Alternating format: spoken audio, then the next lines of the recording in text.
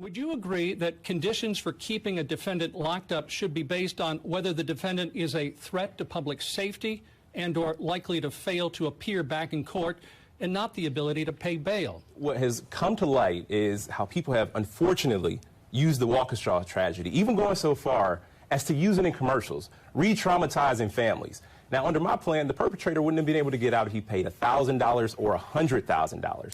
This is about keeping people safe by making sure that those who are likely to offend and cause harm do not get to buy their way out of jail. We have a huge problem with skyrocketing crime. One of the issues is we're not keeping criminals in jail. And Lieutenant Governor, when he was in the legislature, wrote the bill to eliminate cash bail. That is one of the methods that we can use to make sure the dangerous criminals stay in jail. The city of Milwaukee currently gives more money to its police department than any other city agency. What is the role of Congress in addressing such violent surges in American cities, if such a role should exist? He says it pains him to see fully funded police budgets. So that's his views. Whenever I see a police officer, I go up to him and I say, thank you for your service. And if I have time, I say, please don't be dispirited by the loud few who are trying to defund you. By the way, they are being dispirited. Because of that defund the police effort, it is very difficult to recruit. I'm sure he didn't have the same interaction with the 140 officers that were injured during the January 6th insurrection.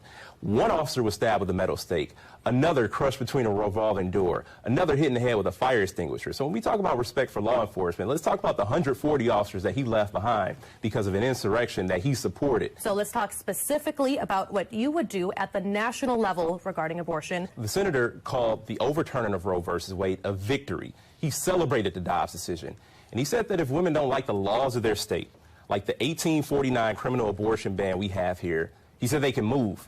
I can't think of a more callous, out of touch, or extreme position to take.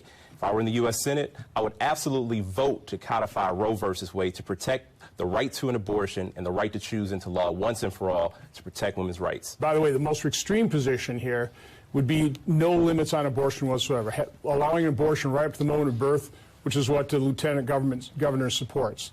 So what I've recommended is let we, the people, decide with a one-time, single-issue referendum that asks the decision that we need to come to a decision on, which is at what point does society have the responsibility to protect life in the womb?